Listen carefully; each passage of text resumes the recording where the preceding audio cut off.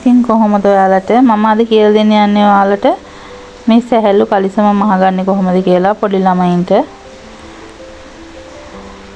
ඉතින් අපි බලමු කොහොමද ඒක කපා ගන්න කියලා.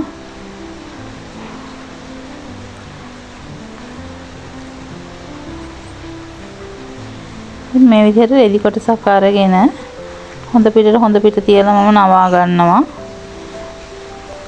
ඊට පස්සේ මේ විදිහට නැවතත් නමා ගන්නවා. සයිඩ් සීම් එක නැම්මට ගන්නෙ. අඟල් 20ක් වගේ පළල රෙදි කොටසක් අවශ්‍ය වෙනවා. ඊට පස්සේ මේ විදිහට මම උස ගන්නවා 13ක්.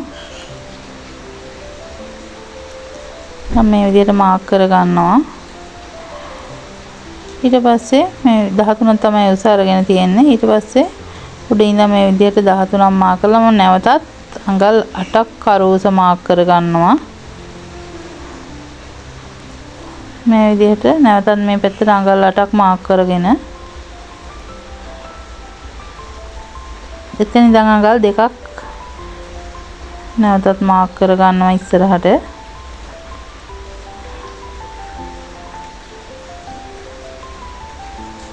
ඒ රේඛාව ඇඳ ගන්නවා මේ විදිහට. මේ කලිසම් මහන හරිම ලේසි.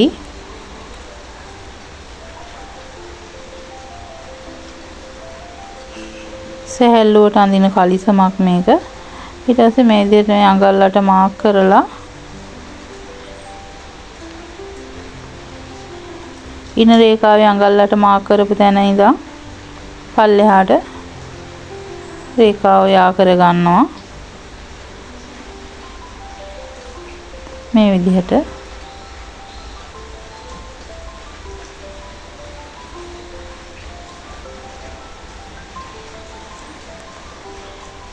ඊට පස්සේ මෙතන මුල්ලෙන් උඩට අඟල් 2ක් මාක් කරලා මේ විදිහට දෙපැත්තටම අඟල් 2 මාක් කරලා මේ විදිහට අඟලක් මුල්ලෙන් උඩට මාක් කරලා කර්ව් හැඩය ඇඳ ගන්නවා. කරු හැඩය. ඊට පස්සේ මේ විදිහට කකුලේ හැඩය අපි ලූස්ව මහන් නිසා ටිකක් ලොකුවට ගන්න අඟල් 8ක් ඒ විදිහට මාක් කරගෙන හැඩ කරලා ඇඳගෙන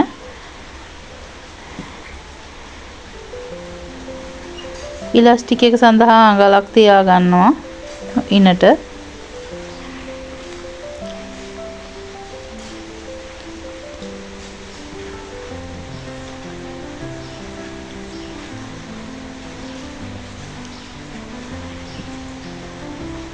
ඊට පස්සේ මේ විදිහට මාක් කරපු රේඛාවල් දිගේ කපා ගන්න.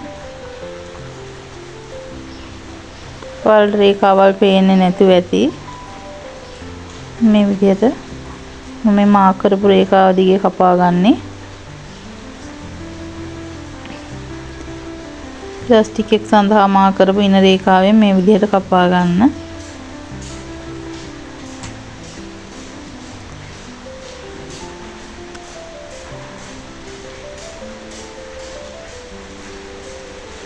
මේ විදිහට යටිනුත් ඇද කපලා අයින් කරගන්න 13 උස මාක් කරපු තැනින්. මම 13 උස අරගෙන තියෙන්නේ වාටියටත් එක්ක වාටියට අඟලක් තියලා. ඔයාලට අවශ්‍ය කුසට මේක මහ ගන්න පුළුවන් කපලා. උස අඩු වැඩි කරලා.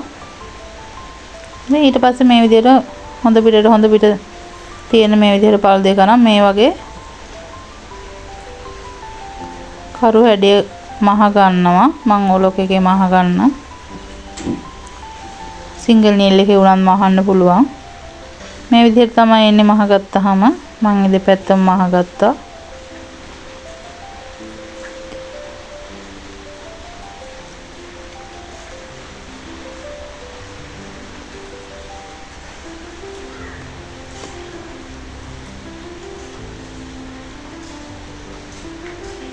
ඊට පස්සේ ඉන්සීම් එක මහ ගන්න ඕනේ. මේ විදිහට සීම් එකට සීම් එක තියලා ඉන්සීම් එකත් මහ ගන්න. මම ඒකත් ඔලොක් එකේම මහ ගන්නවා.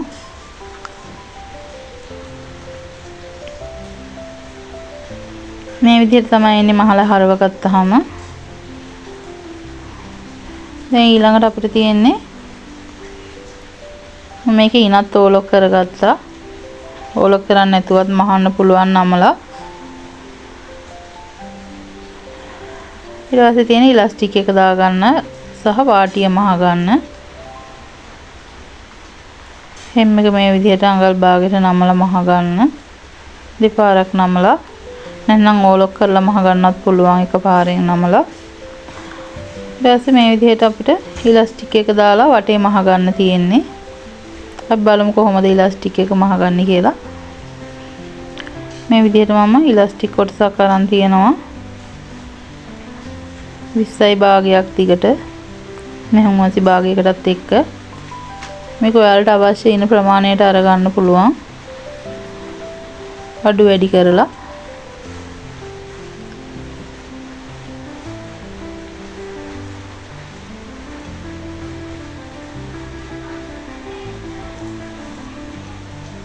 ටැග් කරලා ඉවරයි. මේ විදිහට ටැග් කරලා ඊට පස්සේ සීම් දෙකට තියලා ටැග් කරගන්න ඉලාස්ටික් එක.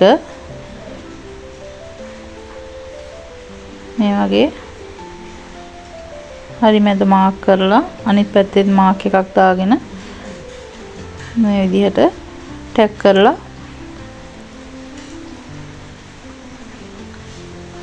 ඇදලා මහ ගන්න තියෙන්නේ. මේ විදිහට නමල ටැග් කරගන්න ඇඹරෙන්නේ නැති වෙන්න.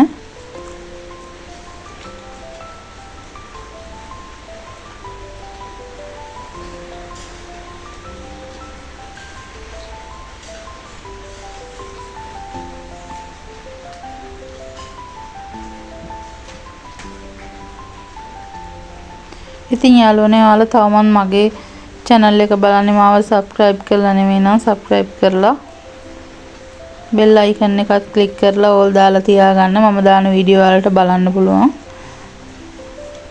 ඉතින් comment කරන්නත් අමතක කරන්න එපා.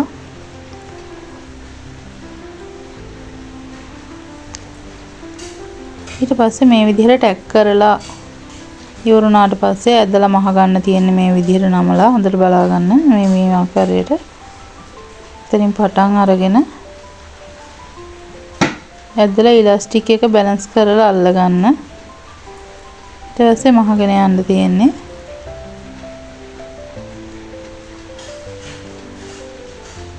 මේ විදිහට අතින් හදාගෙන මහ ගන්න.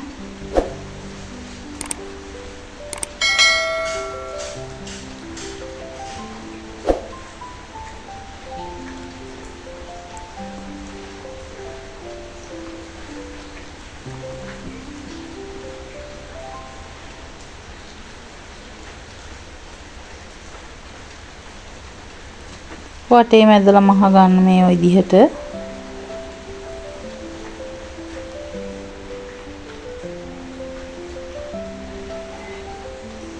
මහලා ඉවරයි. ඊට පස්සේ නැවතත් මම ස්ටිච් එකක් ගහ ගන්නවා මැදින්.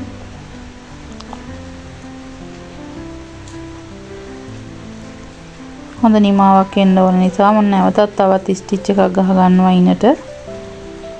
මේ විදිහට ඒකත් ඇදලා මහ ගන්න ඕනේ.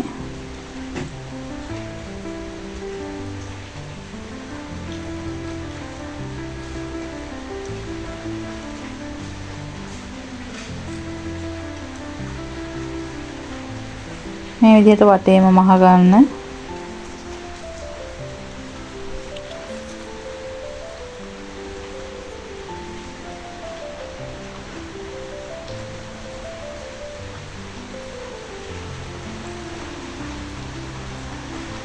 ඉතින් මම මහලා ඉවරයි දැන් ඉනත්.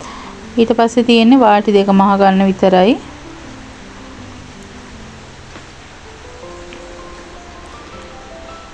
ඉතින් මේක ඔයාට ඔයාගේ දුවට පුතාට දෙගොල්ලන්ටම සැහැල්ලුවට අඳින කලිසමක් මේක.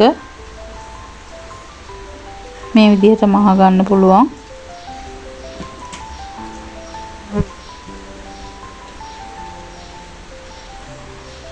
මේ විදිහට වාටියත් මහ ගන්න.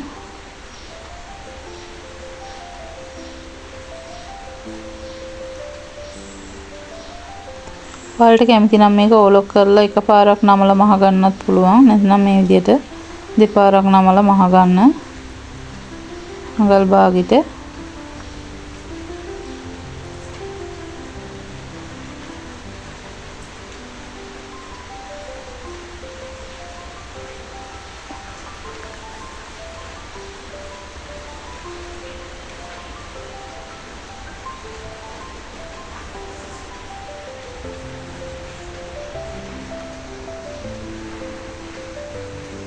ඉතින් ඔයාලට මේක බිස්නස් එකක් විදිහටත් කරන්න පුළුවන්. මේ වගේ කලිසම් මහලා විකුණන්න. ඉතින් ඔයාලත් කරලා බලන්න.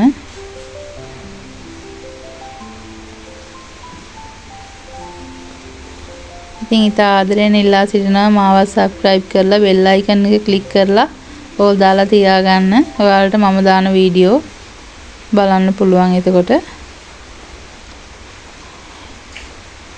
ඉතින් මේ විදිහට තමයි එන්නේ මහලා ඉවරුනහම යාළුවනේ. ඉතින් කලිසම් මහලා ඉවරයි දැන්. මෙන්න මේ විදිහට තමයි එන්නේ මහලා ඉවරුනහම. ඉතින් ඔයාලත් මහලා බලන්න. මගේ වීඩියෝ එක නැරඹුවාට බොහොම ස්තුතියි. නැවතත් වීඩියෝ එකකින් හමු වෙමු. ඔයාලට තෙරුවන් සරණයි.